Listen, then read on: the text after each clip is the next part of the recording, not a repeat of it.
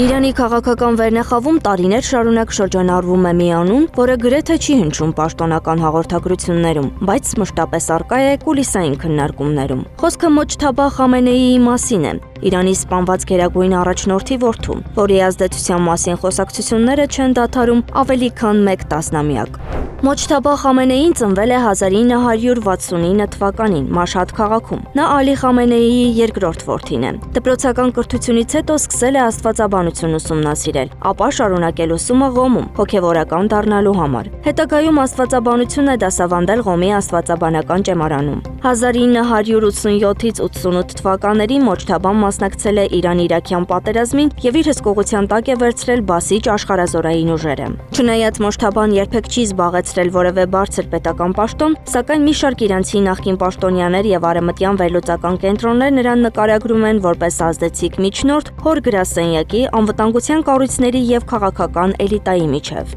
2000-ականների սկզբից շրջանառվում են տեղեկություններ, որ Մոջթաբա Խամենեին սերտ կապեր ունի Իսլամական հեղափոխության պահապանների կորպուսի բարձրաստիճան հրամանատարների հետ։ Որոշ վերլուծաբաններ պնդում են, որ նա դեր է խաղացել այդ կառույցում հավատարիմ կադրերի առաջխաղացման հարցում։ Իրանի ներսում այս թեման գրեթե չի լուսաբանվում, իսկ պաշտոնական հաստատում երբևէ չի եղել։ Նրա անունը կապում են նաև օֆշորային ֆինանսական ցանցի հետ, որը գործածվում է Իրանից դուրս ակտիվներ պահելու եւ տեղաշարժելու համար։ 2009 թվականի նախագահական ընտրությունից հետո, երբ բողոքի զանգվածային ալիք բարձրացավ ընտրության արդյունքների դեմ, ընդդիմադիր շրջանակները պնդում էին, որ Մոջթաբան աջակցել է բողոքի ցույցերի դեմ կոշտ ուժային արձագանքին։ Այդ պնդումները պետական մակարդակով հերքվել են կամ անտեսվել, սակայն նրա անունը այդ իրադարձություններից հետո հայտնվել է ներքաղաքական քննարկումների կենտրոնում։ 2019 թվականին Միացյալ Նահանգները պատժամիջոցներ է սահմանել Մոջթաբա Խամենեիի նկատմամբ, նրան ընդգրկելով Իրանի գերագույն առաջնորդի մերձավոր շրջապատի այն անձանց ցանկում, որոնք Վաշինգտոնի գնահատմամբ ներգրավված են իշխանության կոշտ քաղաքականության մեջ։ Պատժամիջոցները ենթադրում են Միացյալ Նահանգների իրավազորության ներքո ակտիվների սառեցում եւ ամերիկյան կողմի հետ գործարքների արգելք։